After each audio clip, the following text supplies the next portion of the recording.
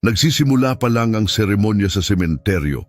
Pumapalong sa hangin ang mga puting tolda habang ang mga nakikiramay, nakasuot ng itim na tradisyonal na kasuotan ay pumupuno sa ilalim ng mga ito.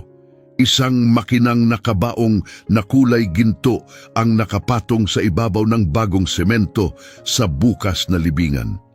Sa loob nito ay si Julia Andrada, isang bilyonaryong CEO at makapangyarihang tao. Sa likod ng 3 tore sa sentrong pinansyal ng lungsod. Nakapikit siya, may bulak sa ilong, maputla ang balat at walang buhay. Katabi niya ang kanyang asawa, si Ricardo, hawak ang maayos na nakatiklop na panyo. Nagniningning ang luha sa kanyang mga mata, sumeryoso ang pastor. Lumapit ang 2 trabahador ng libingan para ibaba ang kabaong. Bigla, isang malakas na tinig ang bumasag sa katahimikan na parang kulog. "Tigil! Huwag niyong ilibing siya!" Napalingon ang lahat, gulat sa sigaw. May ilan na agad itinaas ang kanilang cellphone para kunan ang nangyayari. Sa likuran, isang gusgusing lalaki na nakalumang kayumangging coat ang pilit sumiksik paabante. Magulo ang kanyang balbas, gusot ang buhok. May dala siyang lumang maruming bag na nakasukbit sa balikat, mabigat sa dami ng laman. Lumayo sa kanya ang mga tao para bang may unos siyang dala. Itinuro niya si Julia. Nanginginig ang kanyang kamay pero matatag ang boses. "Hindi pa siya patay." Sabi ko, "Huwag niyo siyang ilibing." "Sino yon?" Bulong ng isa. "Taong grasa," sagot ng isa pa. "Tawagin ng security." Lumapit ang 2 gwardya para harangin siya, pero mabilis siyang umilag, hindi natakot. Umalo ng coat niya habang lumalapit. Huminto siya sa harap ng banig kung saan nakapatong ang kabaong at humarap sa lahat. "Ako si Benito," sabi niya habang hinihingal. "Pakiusap, makinig kayo. Buhay pa ang babaeng ito." Nanigas si Ricardo. Tumigas ang kanyang mukha. "Palayasin ang siraulong yan," utos niya. "Magpakita ka naman ng respeto sa patay," dagdag pa niya. "Si Julia ay asawa ko. Wala na siya. Gusto naming bigyan siya ng payapang pamamaalam," bulong ng mga nakikiramay. Ibababa na sana ng pastor ang Biblia. Napahinto ang mga trabahador. Muling itinuro ni Benito si Julia, ngayon ay may paninindigan. Hindi pa siya patay, giit niya. Binigyan siya ng gamot na nagpapabagal ng paghinga, pinalalamig ang katawan. Para siyang patay pero hindi siya. "Ibigay niyo ang pampawala, ngayon na." Nagkagulo ang mga tao. "Pampawala?" bulong ng isa. "Ano raw?" dagdag ng iba. Lumapit ang mga cellphone para mas makita. Lumapit din ang isang mamamahayag na mula si Ricardo sa galit. "Tama na," sigaw niya sa mga gwardya. "Alisin yan." Pero hindi umalis si Benito. Itinaas niya ang ulo. "Ricardo," sabi niya, mahina pero pamilyar. "Alam mo ang ginawa mo. Alam din ni Dr. David. Parang bato ang pangalang iyon na nahulog sa tahimik na tubig." Napalingon ang lahat. Nakahiwalay si Dr. Davide, ang doktor ng pamilya, may stethoscope sa bulsa, labi mahigpit na nakatikom. Tinitigan niya si Benito na parabang harap-harap sa isang nakasaradong pinto. "Pastor," madiing sabi ni Ricardo, "ituloy mo na." Nagdadalawang isip ang pastor, nanginig ang kanyang mga kamay sa pahina. Dahan-dahang lumapit si Benito sa kabaong. Naging malumanay ang kanyang tingin habang nakatingin kay Julia. Mahina niyang bulong, para bang para sa sarili lang. "Madam, konting tiis pa." Pagkatapos, mas malakas niyang sinabi, "Tingnan niyo ang bibig niya. Damhin ang pulso, painitin ang dibdib.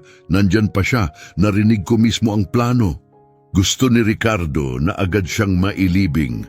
Inaprubahan ni Dr. Davide ang mga papeles. "Pakiusap, ibigay niyo na lang ang pampawala." Lalong tumahimik ang paligid. Maging ang hangin ay parang tumigil.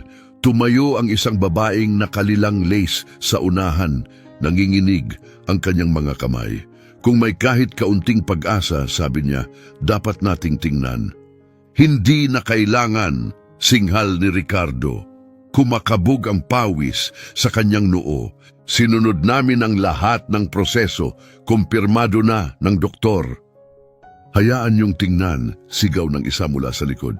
Anong masama kung susuriin lang? Sabi ng isa pa, suriin niyo na.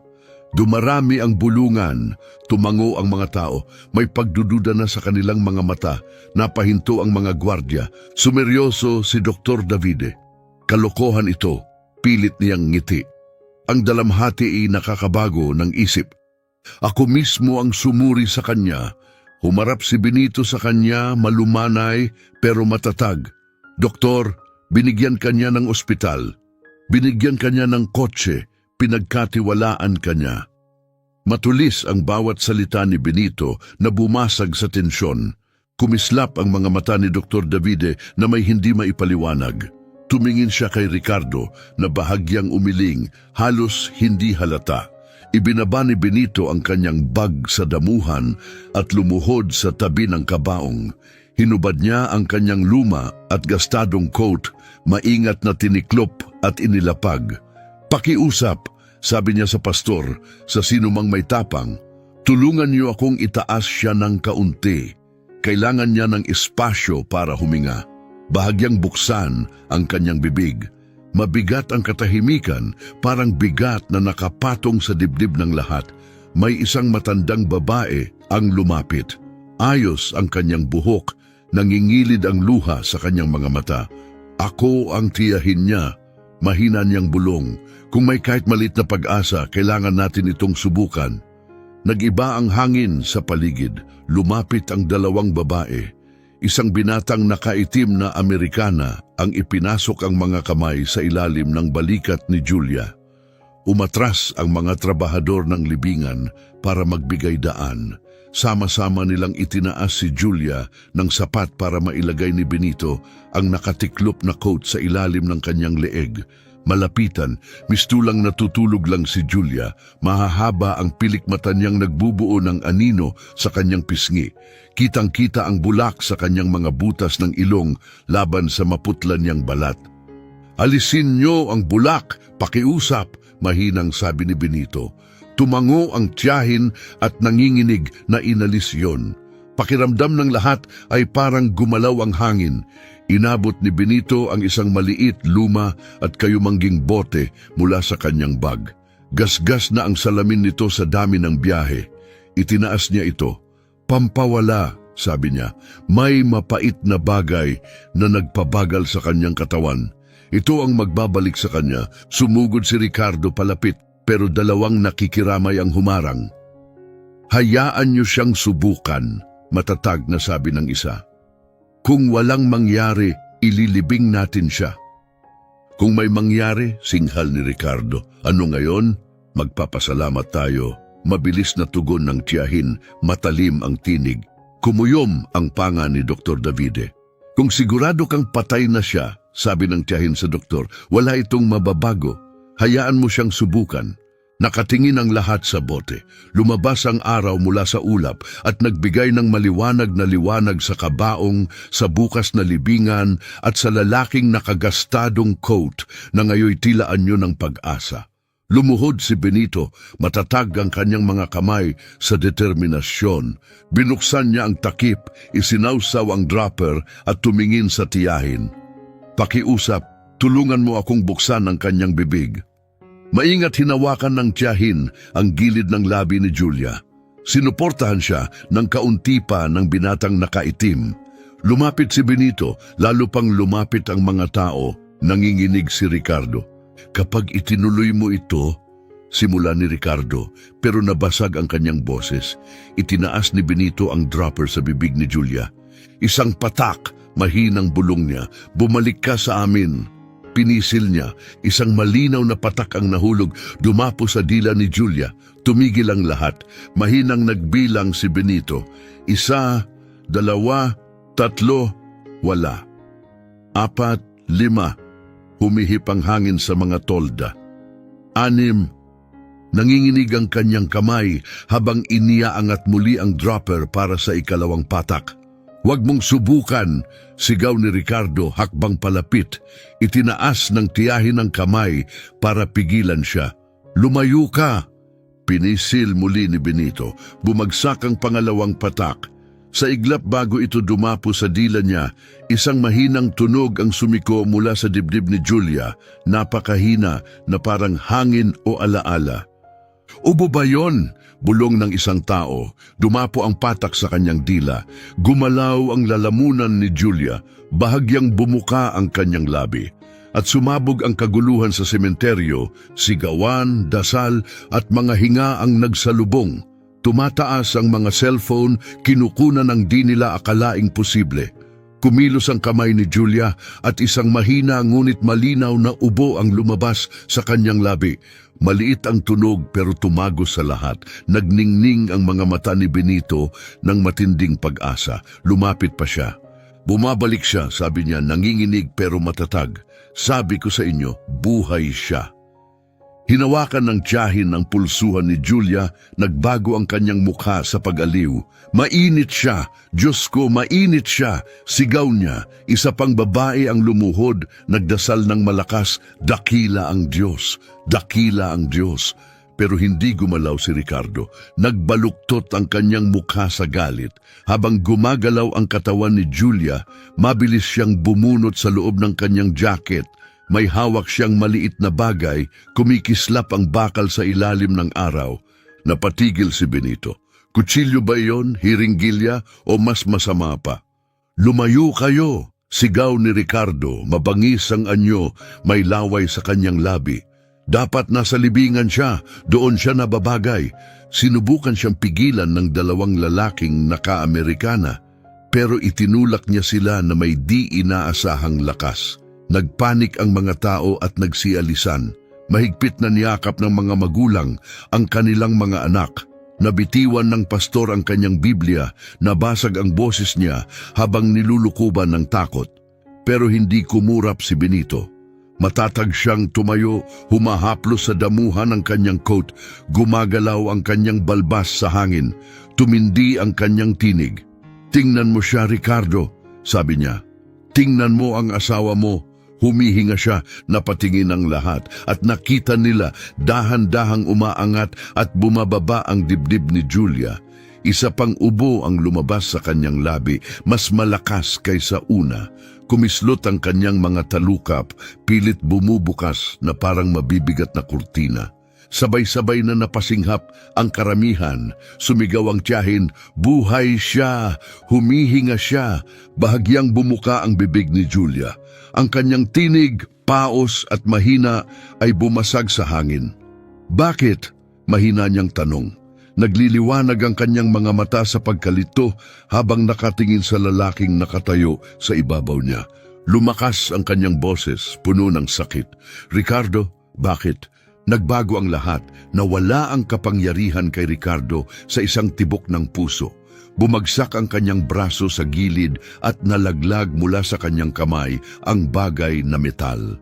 Tumunog itong matalim sa semento malapit sa libingan, isang maliit na hiringgilya na puno ng malabong likido. Muli na namang napasinghap ang mga tao. Kumilos ang mga gwardya, ibinagsak siya sa lupa. Nagpumiglas siya, sumisigaw, "Hindi! Hindi siya dapat bumalik. Dapat wala na siya." Pinilipit nila ang kanyang mga braso sa likod habang nagpupumiglas siya. Dumaloy ang pawis sa kanyang mukha at nawala ang maskara ng pagluluksa. Lumitaw ang galit sa ilalim nito. Lahat ng tingin ay napunta kay Dr. Davide. Umatras siya, maputla ang mukha. Hinila niya ang kanyang kwelyo, sinusubukang huminga. May manipis na patak ng pawis na dumulas sa kanyang sentido. Ako'y nag-ulat lang ng nakita ko," pautal niyang sabi. "Akala ko wala na siya." Muling tumalim ang tinig ni Benito na parang talim. "Sinungaling, tinulungan mo siya, nilagdaan mo ang kanyang kamatayan kahit alam mong buhay pa siya." Umubo muli si Julia, ngayon ay mas malakas. Sa tulong ng kanyang tiyahin, dahan-dahan siyang umupo, bumagsak ang kanyang buhok, basa ng pawis ang kanyang balat. Matatalim na ngayon ang kanyang mga mata, puno ng galit at pighati. Sa gitna ng mga luha, direkta niyang tiningnan si Ricardo. Nangangatog ang kanyang boses pero may bigat ng kapangyarihan. Ano bang nagawa ko sa'yo? Tanong niya. Ano ang nagawa ko para maranasan ito? Tumigil sa pagpupumiglas si Ricardo sa pagkakahawak ng mga gwardya. Nagyelo ang kanyang mukha. Muling tumaas ang boses ni Julia. Binigyan kita ng kapangyarihan. Pinagkatiwalaan kita sa bahagi ng kumpanya ko. Minahal kita. Hindi ko kailanman pinaramdam sa iyo na maliit ka dahil sa yaman ko. At ito ang kapalit. Nag-umpisa ang bulungan sa karamihan. May ilan na pinahiran ang kanilang mga luha. May iba na napatingin na lang, hindi makapaniwala. Pagkatapos, ibinaling ni Julia ang kanyang tingin kay Dr. Davide. Tumagos ang kanyang mga mata sa kanya na parang liwanag ng spotlight. At ikaw, sabi niya nanginginig ang tinig, itinayo ko ang ospital mo, binigyan kita ng kotse, inangat kita nung wala ka pa. Matindi ang dating ng kanyang mga salita. At pinili mo pa rin akong ipagkanulo. Kasama siya? Sinubukan ni Dr. Davide na magsalita. Ako, pero nakasulat na ang katotohanan sa kanyang mukha. Hindi na niya kailangan magsabi pa. Nanghina si Julia, napayuko siya, muling nanghihina ang katawan. Agad siyang sinalo ni Benito, pinatatag siya ng kanyang magaspang ngunit mahinahong mga kamay. Ang kanyang boses, dating malakas at utos, ay ngayon banayad. Dahan-dahan lang, madam, ligtas ka na. Tumingala siya kay Benito, nagtagpo ang kanilang mga mata. May luha ang sa kanya, pero may nakabaon na mas malalim. Walang takdang pasasalamat. Sa sandaling yon, nakita niya sa kabila ng gusot na balbas at punit na coat ang lalaking nagligtas sa kanya. Sino ka? Mahina niyang tanong. Bakit mo ito ginawa? Ibinaling ni Benito ang kanyang tingin sa lupa, mababa at magaspang ang kanyang tinig. Dahil alam ko ang totoo, sagot niya. Narinig ko siya kahapon sa kanyang kotse. Pinag-usapan niya ang mabilis na libing mo. Ang katahimikan, ang pag-angkin ng lahat ng itinayo mo, hindi ko kayang manahimik, hindi na muli. Nakinig ang mga nakikiramay, nakabitin sa bawat salita niya. Kumapit si Julia sa kanyang braso, nanginginig pa rin ang katawan niya, hindi pantay, pero matatag ang kanyang paghinga.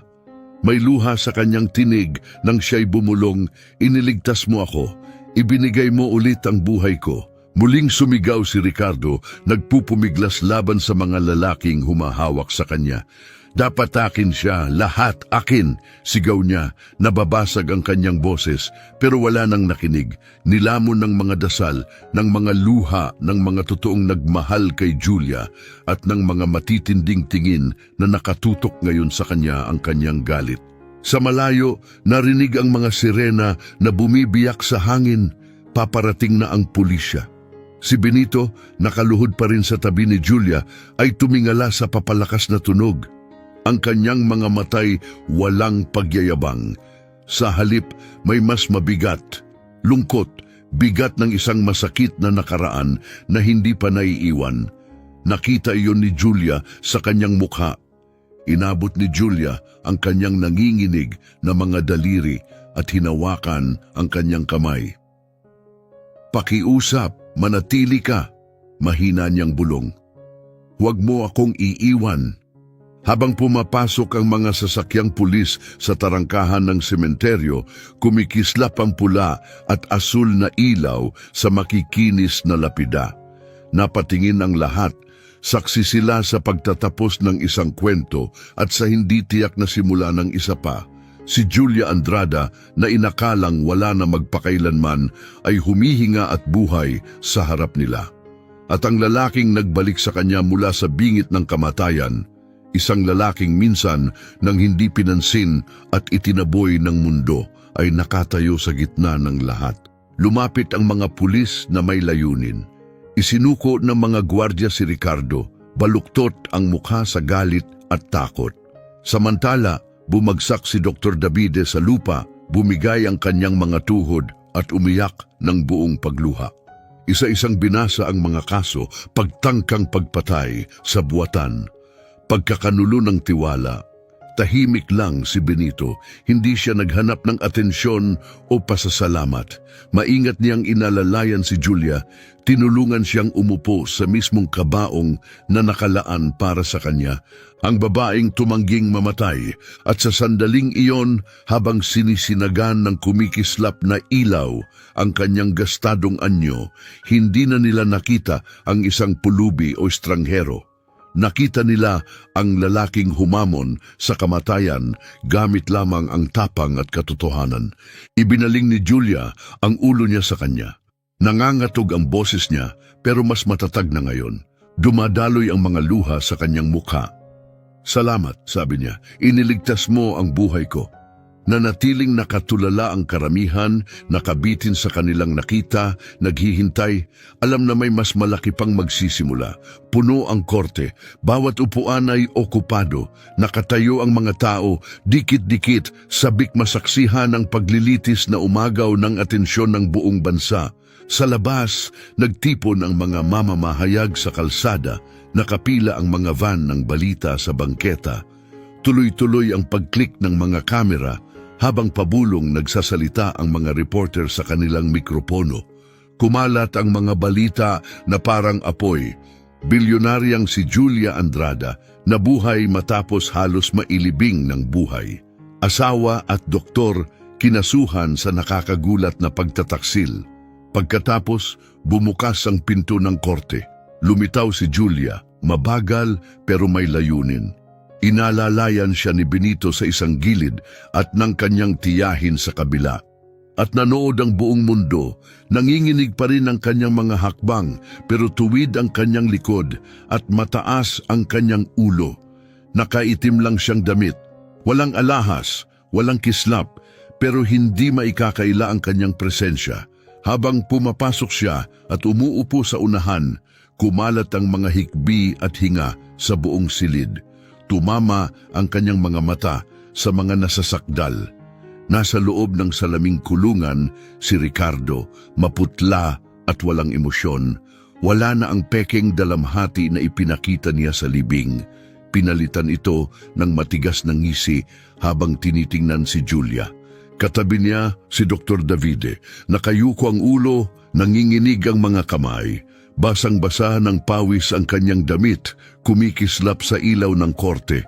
Ang hukom, isang babaeng may pilak na buhok at matatalim na salamin, ay tumipa ng kanyang martilyo. Malinaw at matatag ang kanyang tinig. "Binubuksan ko ang sesyon ng hukuman," anunsyo niya. "Dinggin natin ang kaso ng Estado laban kina Ricardo Andrada at Dr. Davide Ortega." Umuugong sa silid ang mga kaso, pagtangkang pagpatay, sabwatan, paglabag sa tungkulin medikal. Tumayo ang pangunahing taga-usig, malinaw at matatag ang kanyang tono. Kagalang-galang na hukom, hindi ito simpleng kasong pagkamkam. Isa itong planadong pagtatangka ng isang lalaki na ilibing ng buhay ang sarili niyang asawa, kasama ang isang doktor na nilabag ang lahat ng prinsipyo ng kanyang propesyon. Gusto nila ang kanyang imperyo, ang kanyang yaman, ang kanyang mga kumpanya na sumusuporta sa libu-libong pamilya. Nagalingasaw ang bulungan sa loob ng korte. Maraming tumingin kay Benito. Nakaupo siya ngayon sa tabi ni Julia, mas malinis na kaysa dati, bagong labang coat, maayos na balbas. Pero bakas pa rin sa kanyang mukha ang hirap. Ibinaba niya ang kanyang tingin, hindi komportable sa atensyon. Itinuro ng taga-usig si Ricardo. "Itinatanggi mo bang pinlano mong lasunin ang asawa mo ng sangkap na nagpapanggap ng kamatayan? Itinatanggi mo bang inutusan mo ang doktor na ito na ideklara siyang patay para mailibing agad?" Yumuko si Ricardo, malamig at matalim ang boses. "Itinatanggi ko ang lahat. Mga katang-isip lang ito ng isang baliw na palaboy at isang babaeng masyadong mahina para tanggapin na bumibigay ang kanyang katawan. Mamamatay na siya. Tinanggap ko lang iyon." Nabigla ang lahat. Biglang tumayo si Julia, nababasag pero matindi ang boses. "Sinungaling!" sigaw niya. "Tingnan mo ako, Ricardo. Nilason mo ang pagkain ko. Pinapirma mo ang doktor ko, ang kaibigan ko. Napatay na ako. Sinubukan mo akong ilibing ng buhay parang ng basura, muling pinatunog ng hukom ang martilyo. Kaayusan, utos niya, pero sobrang siksik ng tensyon para mapatahimik. Inabot ng taga-usig ang isang maliit na bagay na nakaselyo sa isang ebidensyang bag, isang maliit na bote. Ito, sabi niya habang itinaas ito, ay natagpuan sa loob ng hiringgilyang nakuha malapit sa libingan. Ayon sa pagsusuri, ito ay isang uri ng paralitiko. Pinapabagal nito ang tibok ng puso hanggang sa magmukhang patay ang tao. Tanging isang profesional na medikal lamang ang makakaalam ng totoo. At gayon paman, nilagdaan ng doktor na ito ang kanyang kamatayan. Lahat ng mata ay lumingon kay Dr. Davide. Bumagsak ang kanyang balikat. Nagsimula siyang umiyak, basag ang boses at desperado. Pinilit niya ako. Tinakot niya ako. Sabi ni Ricardo, kung hindi ko siya tutulungan, mawawala lahat sa akin. Ang ospital, ang pangalan ko, ang pamilya ko. Natakot ako. Nilagdaan ko lang yun dahil sa takot. Nanlamig ang mukha ni Julia. Takot? Sabi niya. Pinanood mong ilagay ako sa kabaong. Pinanood mong ibaba ako sa lupa. Hindi mo lang sinira ang panata mo, sinaktan mo ako. Tinakpan ni Dr. Davide ang kanyang mukha ng 2 kamay. Patawad, Julia. Patawad. Humarap ang taga-usig sa hukom. Kagalang-galang na hukom, hawak natin ang sangkap, hawak natin ang instrumento, hawak natin ang salaysay ng biktima. At mayroon tayong saksi, isang lalaking isinugal ang kanyang buhay para sabihin ang totoo. Napatigil si Benito nang ituro siya ng taga-usig. Napalingon sa kanya ang lahat. Siya yun, bulong ng isa. Siya ang pumigil sa libing. Tumango ang hukom, seryoso ang tingin. Ginoong Benito Olvera, mangyaring lumapit. Tumayo si Benito nang dahan-dahan at lumakad papunta sa witness stand. Bawat hakbang niya ay umalingaw-ngaw sa silid. Pagdating sa harapan, mahigpit niyang hinawakan ang kahoy na rehas gamit ang 2 kamay. Nanumpa siya, mahina ang boses niya pero matatag. Yumuko ang taga-usig. Ginoong Olvera, pakisabi sa korte kung ano ang nakita mo. Tiningnan ni Benito ang mga mukha sa silid. Lumunok siya, tapos malinaw na nagsalita. Noong araw bago ang libing, natutulog ako sa paborito kong pwesto sa ilalim ng tulay. May narinig akong kotse na huminto malapit. May 2 lalaki sa loob, sina Ricardo at Dr. Davide. Nag-aaway sila. Narinig ko si Ricardo na nagsabing umepekto ang lason, malamig na siya. Bukas, ililibing na natin siya bago pa may makaalam, banggit ni Benito, matatag ang boses. Sabi ng doktor, natatakot siya. Pero sabi ni Ricardo, sundin mo ako o mawawala lahat sa'yo. Muling nagkagulo ang korte. May mga bulungan, gulat at hindi makapaniwala. Itinaas ng hukom ang martilyo at nag-utos ng katahimikan. Tumayo ng matuwid si Benito, mas malakas na ang boses. Alam kong kapag nanahimik ako, ililibing nila siyang buhay. Huminto siya, kaya naghintay ako sa sementeryo. Nang dumating ang kabaong, nakiusap ako na tigilan nila. Tinawag nila akong baliw, pero nakita ko ang kanyang daliri na gumalaw. Hindi ko kayang hayaan nilang ibaon siya, hindi ganon. Huminto ulit siya, may bigat ang emosyon sa lalamunan. Nawala sa akin ang asawa at anak ko noon. Wala akong nagawa noon, pero ngayon hindi na muli. Tumahimik ang buong korte. May ilang hikbing maririnig sa galeriya. Nagniningning ang mga mata ni Julia. Yumuko siya at mahina niyang sinabi, "Pagpalain ka ng Diyos, Benito." Tumayo ang abogado ng depensa, matalim at may panunuya ang tinig. So inaasahan niyong maniwala kami sa mga salita ng lalaking natutulog sa ilalim ng tulay? Isang taong walang tirahan? Paano natin malalaman kung hindi niya lang ito naisip o ginagamit lang siya ng iba para sa pansariling interes? Nanginig ang panga ni Benito. Tumingin siya ng diretsyo, hindi natinag. Oo, mahirap ako. Oo, natutulog ako sa labas. Pero hindi ako sinungaling. Hindi ako gumagawa ng kwento. Wala akong pakinabang dito. Gusto ko lang sabihin ang totoo. Yumuko ang hukom, matatag ang tinig. Ang saksi ay nagsalita ng may tapang. Hayaan nating tumindig ang kanyang mga salita kasabay ng ebidensya. Pumalag si Ricardo, pinagsusuntok ang mesa. Kasinungalingan lahat yan. Lahat ng to ay kasinungalingan. Basag na ang boses niya, walang laman, sira. Muling pinatunog ang martilyo, kaayusan sa korte. Habang nagpapatuloy ang paglilitis, isang bagay ang naging malinaw. Naalis na ang maskara ni Ricardo.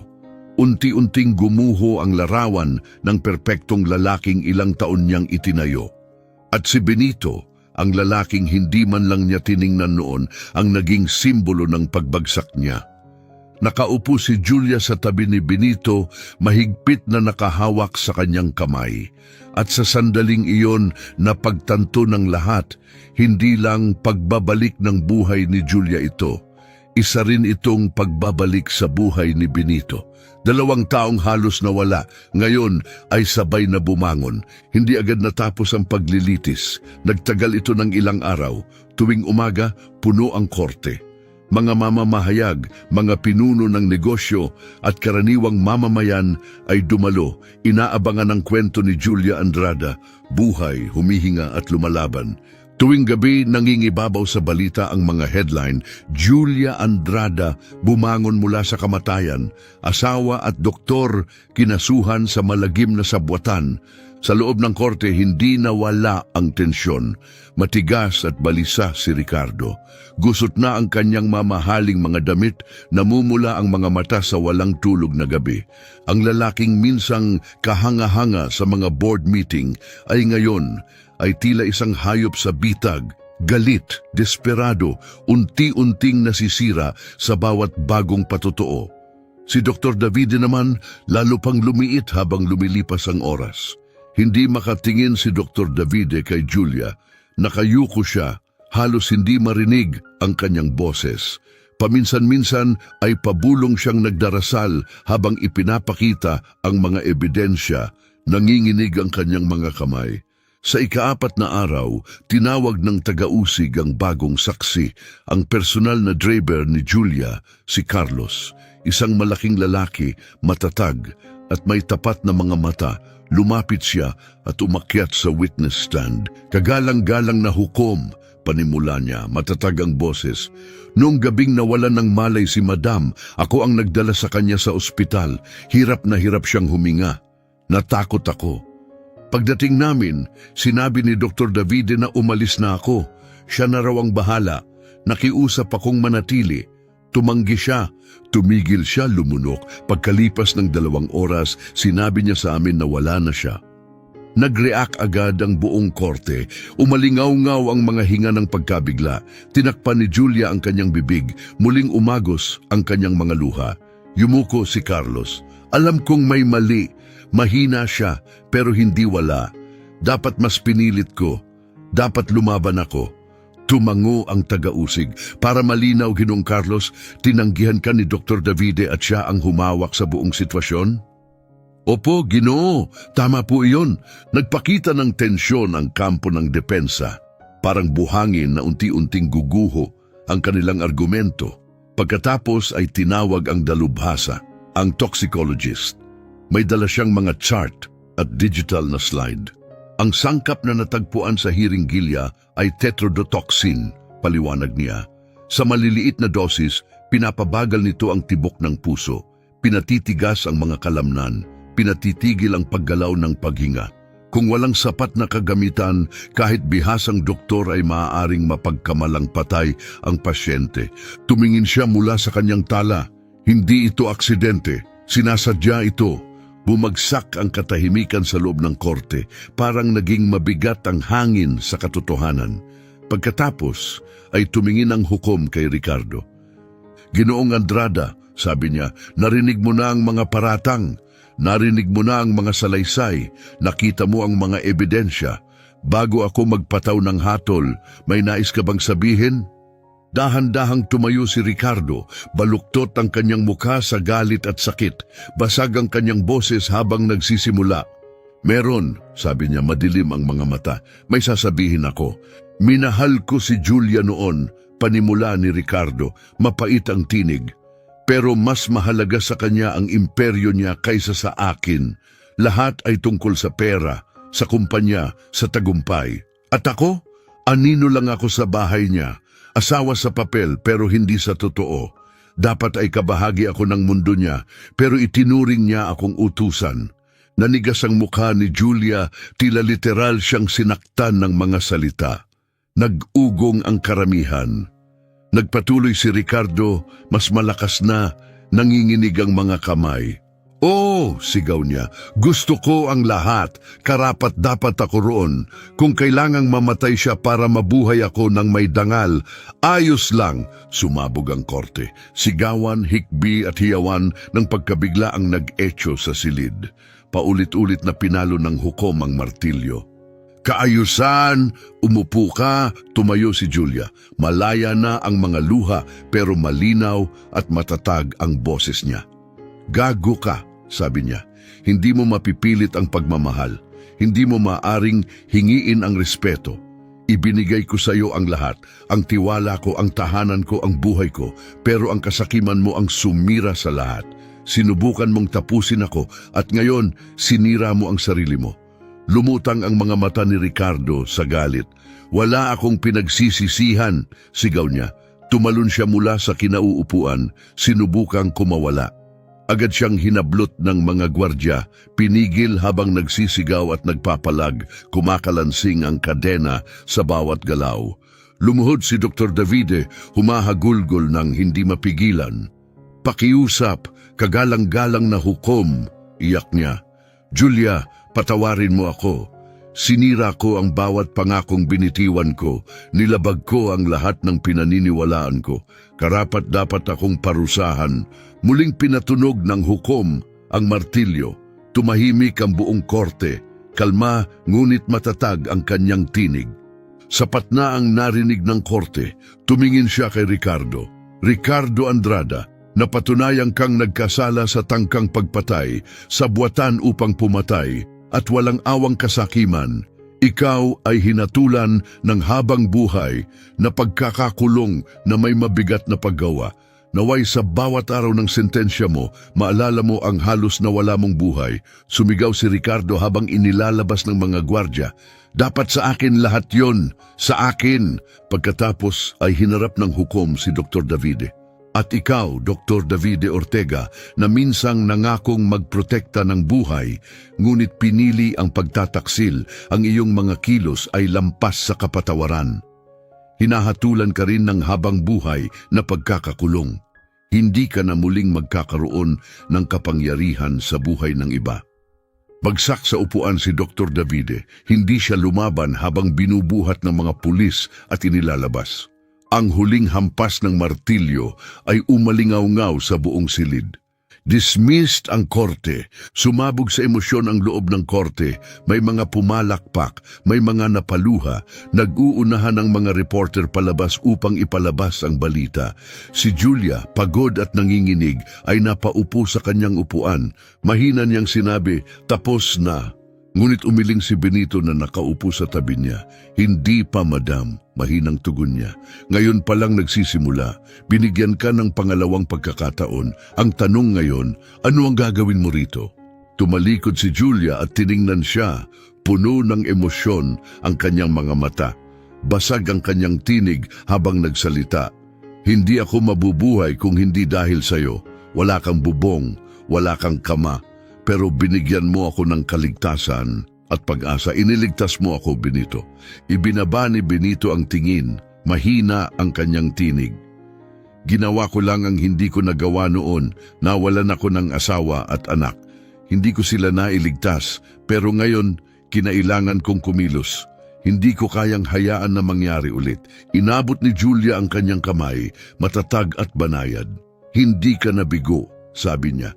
"Ikaw ang himala ko." Lumapit ang mga tao, ang ilan ay gustong kamayan si Benito, ang iba ay tinatapik ang kanyang likod, nagpapasalamat. Sa loob ng maraming taon, naging parang multo lang siya sa kalsada. Pero ngayong araw, siya ang nasa gitna ng liwanag, ang lalaking nagligtas sa isang bilyonarya mula sa libingan. Tumayo si Julia, hindi pa rin binibitawan ang kanyang kamay. "Hindi ka na babalik sa ilalim ng tulay," mariin niyang sabi. "Simula ngayon, kasama kitang lalakad. Kung nakuha ko ulit ang buhay ko, Ganon din dapat sa'yo. Namuo ang luha sa lalamunan ni Benito. Wala siyang masabi. Puno ng luha ang kanyang mga mata.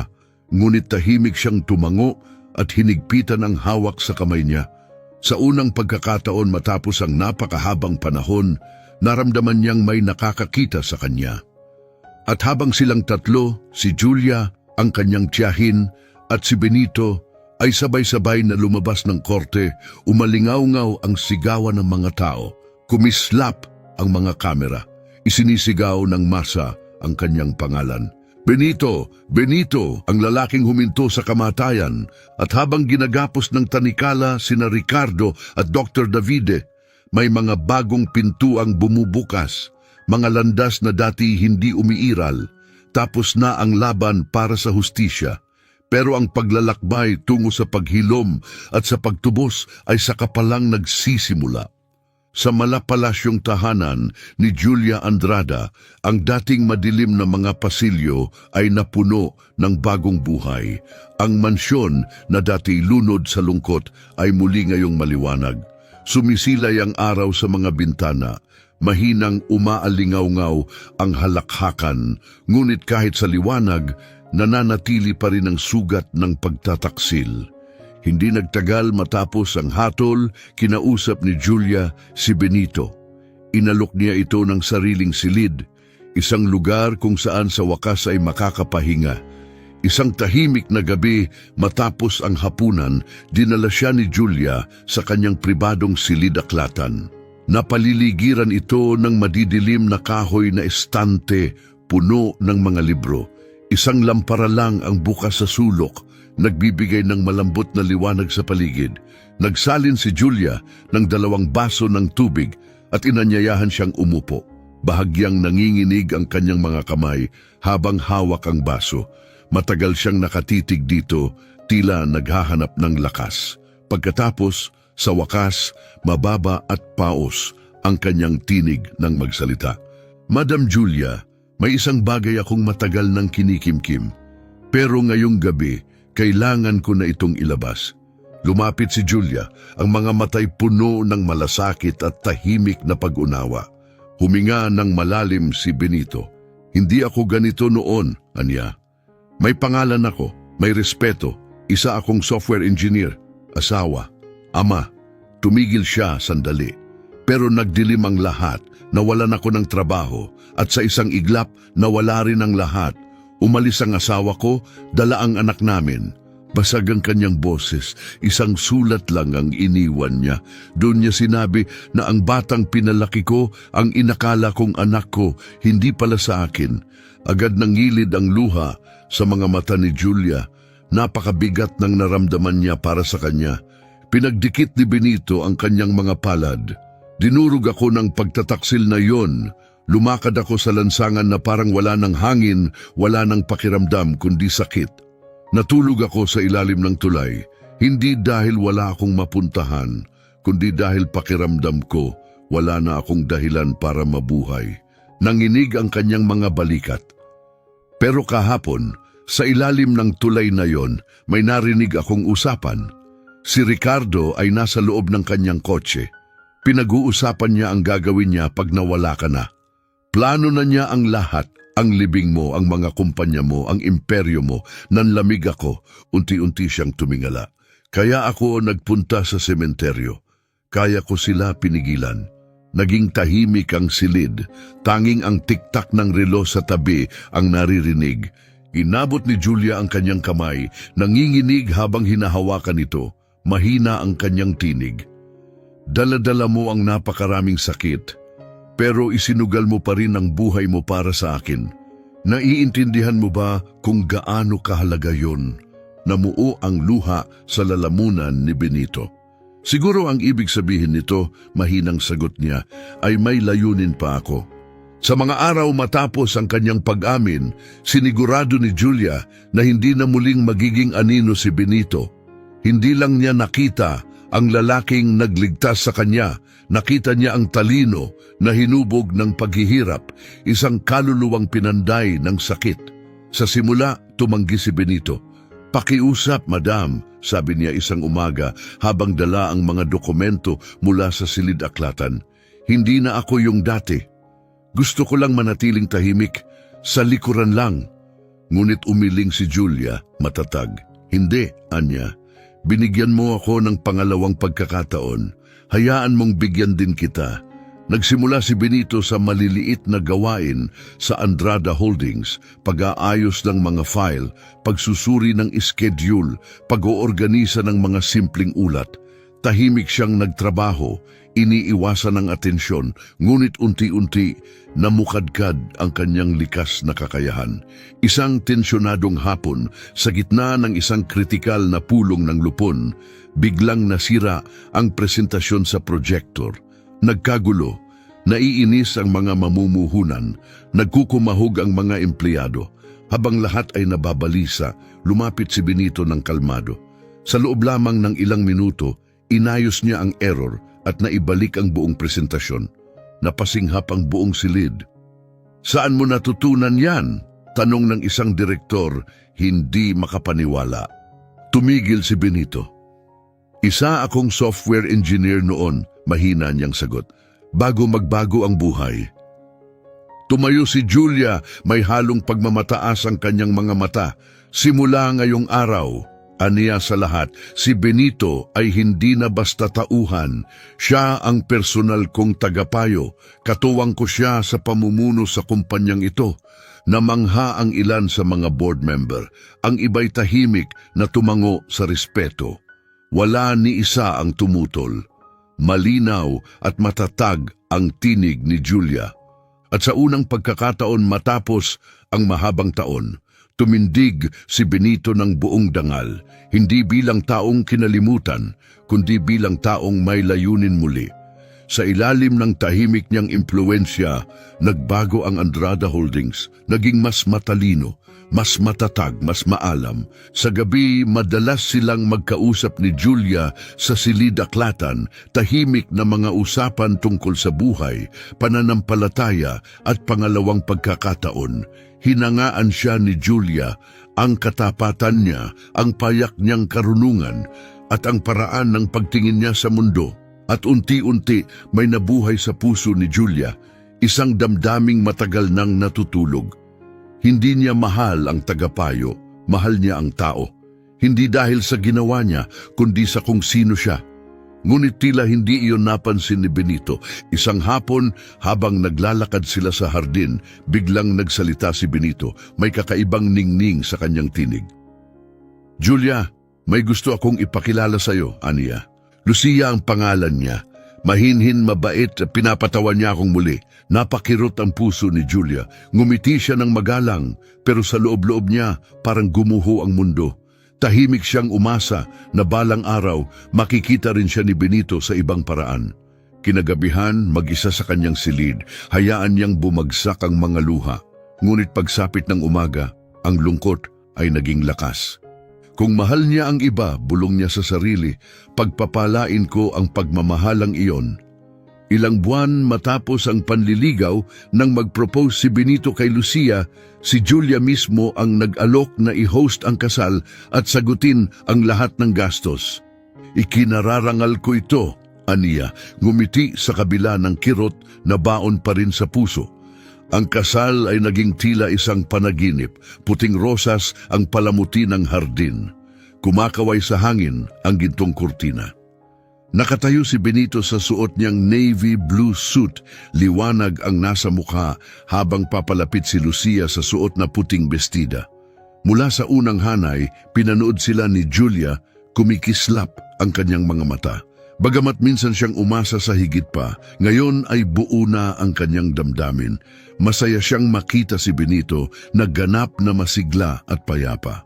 Habang nagbibigkasan ng mga panata ang bagong kasal, palakpak ang tugon ni Julia, may ngiting may init at kapayapaan. Mahina niyang bulong, ito ang buhay na nararapat sa kanya, tunay na pag-ibig, tapat na kaligayahan, isang bagong simula. Hindi naglaon, may sorpresang inihandog ang kapalaran kay Julia.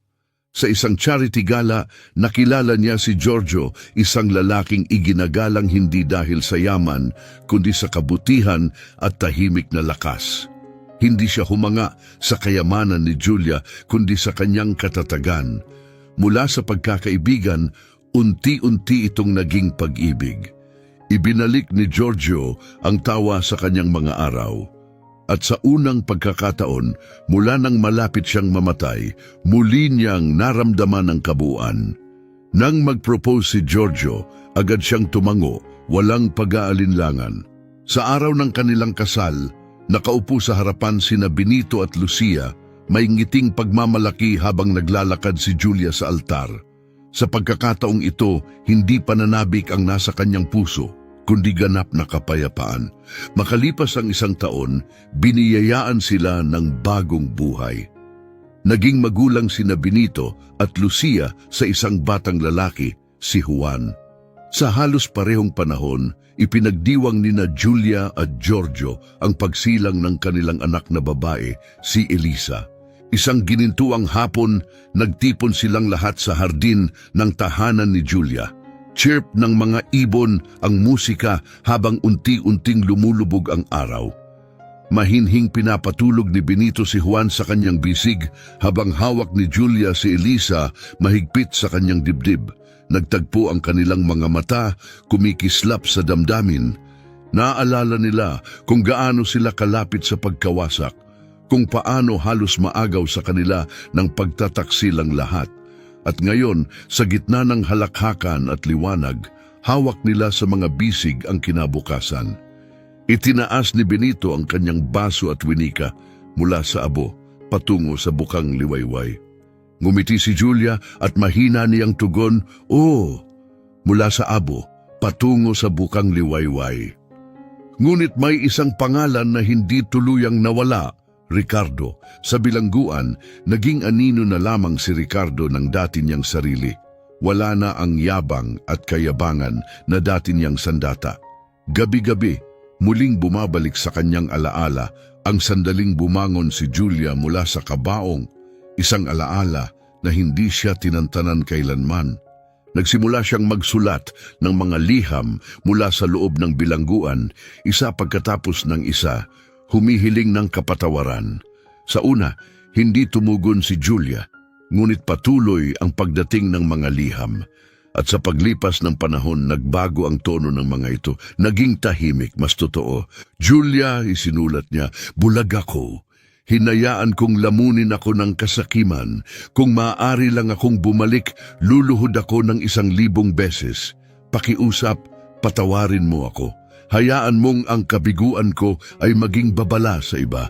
Lumipas ang 10 taon.